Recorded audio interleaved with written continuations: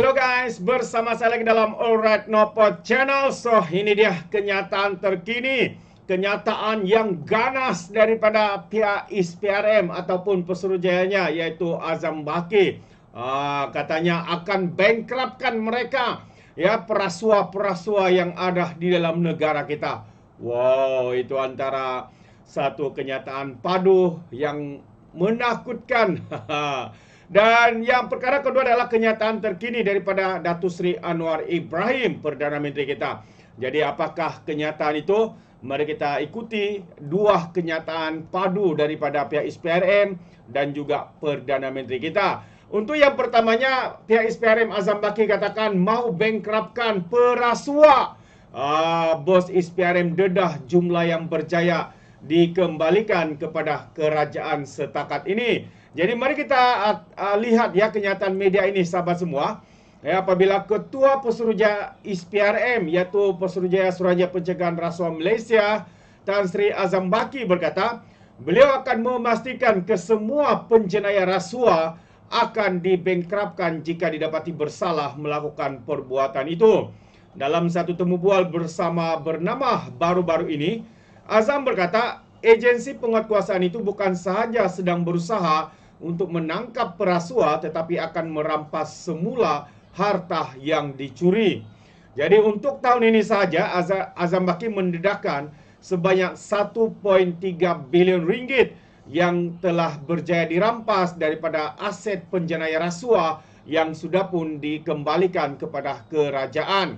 Azam Baki berkata, saya nak bankruptkan mereka, penjenayah rasuah ini. Dan ini boleh mendatangkan rasa takut kepada mereka supaya berfikir banyak kali dalam melakukan jenayah rasuah, katanya kepada bernama dalam satu temu bual. Mengambil contoh kes One NDB, One Malaysian Development Berhad, Azam Baki berkata, usaha keras ISPRM bersama agensi lain membuahkan hasil apabila RM29 bilion ringgit telah dipulangkan kepada kerajaan Malaysia daripada kos prinsipal 42 bilion ringgit. Jadi itu antara kenyataan panas, kenyataan menakutkan, keseriusan pihak ISPRM ya untuk menangkap ataupun ya menangkap dan sekaligus ya akan membankruptkan mana-mana pihak yang melakukan jenayah. Jenayah apa? Jenayah rasuah, salah guna, penyakawan dan sebagainya. Jadi apa pandangan anda sahabat semua kenyataan daripada Azam Baki ini? Adakah ia akan memberikan sedikit kegentaran kepada kaki-kaki perasuah, kaki-kaki penyakau dan sebagainya? Mungkin. Mungkin itu antara satu perkara yang menarik sahabat-sahabat semua. Dan untuk bahagian kedua, perkara yang kedua yang ingin saya kongsikan, seperti mana yang kita tahu sahabat semua, Datuk Seri Anwar Ibrahim hari ini telah pun tiba ya di Rusia, negara Rusia untuk lawatan kerja selama 2 hari. Dan ini antara kenyataan terkini ya daripada Datuk Seri Anwar. Katanya masa untuk perkukuh kerjasama. Itu antara kenyataan yang dinyatakan oleh Perdana Menteri kita, iaitu Datuk Seri Anwar Ibrahim, yang mana selamat tiba di Vladivostok, Persekutuan Rusia untuk lawatan kerjanya selama 2 hari. Sejak dilantik sebagai Perdana Menteri pada tahun 2022, ini adalah lawatan sulung ya Perdana Menteri kita ke Rusia yang merupakan rakan dagang ke-8 terbesar Malaysia dalam kalangan negara Eropah.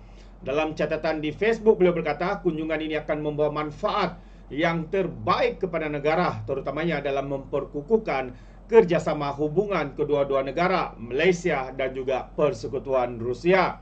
Mengikut jadual, Anwar yang juga Menteri Kewangan akan menghadiri Forum Ekonomi Timur ke-9 EEF yang akan berlangsung, ya telah pun berlangsung sebenarnya kemarin 3 hingga 6 September ini. Ya, Datuk Seri akan menyampaikan ucapannya pada sidang pleno pada 5 September, iaitu pada hari esok. Dalam lawatan itu juga Datuk Seri Anwar Ibrahim akan bertemu dengan Presiden Rusia Vladimir Putin dan dijangka akan mengulangi hasrat Malaysia untuk menyertai organisasi antara kerajaan BRICS kerana Rusia memegang jawatan pengurusi BRICS. Jadi untuk rekod, pada tahun 2023 jumlah perdagangan dua halah meningkat sebanyak 15.6% kepada 14.6 sebanyak 15.6% kepada 14.22 bilion ringgit, ya, berbanding 12.3 bilion pada tahun 2022. Jadi tahniah kita ucapkan, ya, kepada kerajaan hari ini yang begitu serius, ya, untuk membaik pulih ekonomi negara kita. Jadi sebagai tambahan juga sebelum saya akhiri, ya, hari ini agak mengejutkan kita, ya, apabila dikatakan, ya, 3 doktor kanan diheret ke mahkamah kerana membuat ataupun mempalsukan tuntutan perkeso. Itu antara satu lagi, ya, perkara yang menarik untuk saya kongsikan bersama dengan anda, ya, kerana gara-gara memalsukan tuntutan, hilang upaya pertubuhan keselamatan sosial, iaitu perkeso. 3 doktor kanan di Pulau Pinang yang ditahan Suruhanjaya Pencegahan Rasuah Malaysia semalam dibawa ke Mahkamah Magistrate pagi ini. 30 individu lain yang ditahan dalam kes sama juga dibawa ke mahkamah bagi mendapat perintah reman untuk membantu siasatan. Jadi dilaporkan 2 daripada doktor itu ditahan di Hospital Seberang Jaya, manakala seorang lagi di Hospital Bukit Mertajam. Media melaporkan mungkin akan lebih ramai lagi, ya, doktor bersekongkol yang akan ditangkap. Julai lalu seorang senator meminta penjelasan dari Kementerian Sumber Manusia berhubung penggantungan kerja beberapa doktor yang dikaitkan dengan kartel memalsukan permohonan perkeso. Sementara itu Dr. Lingeswaran yang juga bekas pengarah Hospital Sungai Bakap mendakwa kartel ketika ini sedang melobi supaya doktor yang digantung untuk kembali bertugas di hospital yang sama.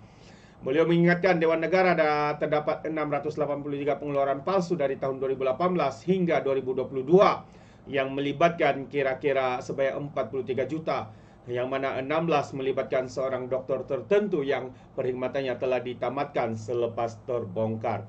Jadi ini yang berlaku di dalam negara kita, sahabat-sahabat semua.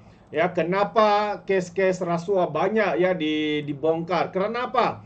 Kerana hari ini seperti mana yang ditegaskan oleh Perdana Menteri kita, bahawa dalam penegasan ini, ya, dia akan membentras gejala korupsi rasuah. Tidak kira siapa berpangkat kah, pangkat datu kah, pangkat doktor kah, YB kah, ahli parlimen kah, ya, mana-mana yang melakukan gejala rasuah ini pastinya akan disiasat, ditangkap dan dikemukakan ke muka pengadilan. Jadi tiada siapa yang akan terkecuali. Semuanya akan dikenakan tindakan yang sewajarnya. Tahniah kita ucapkan kepada Kerajaan Perpaduan Malaysia Madani dan juga pihak ISPRM yang begitu tinggi tekadnya untuk membentras korupsi rasuah ini. Terbaik. Jadi sampai di sini saja sahabat semua. Terima kasih kerana sentiasa memberikan sokongan kepada Alright Nova Channel. Yang belum sokong itu, yang belum ikuti, anda boleh sokong dengan cara tekan butang subscribe, like dan juga share video-video yang ada dalam channel ini, supaya lebih ramai lagi yang boleh mendapatkan info-info terkini, info-info panas, info-info politik yang ada di dalam negara kita. Jadi terima kasih, sampai di sini saja. Izinkan saya untuk mengundurkan diri dan seperti biasa peribahasa mengatakan, tak apa pun kangkap 2 ton keinginan. Dalam bahasa Melayunya, tepuk dada, tanya selera. Sekian saja daripada Alright Nova Channel. Kita berjumpa lagi. Bye-bye.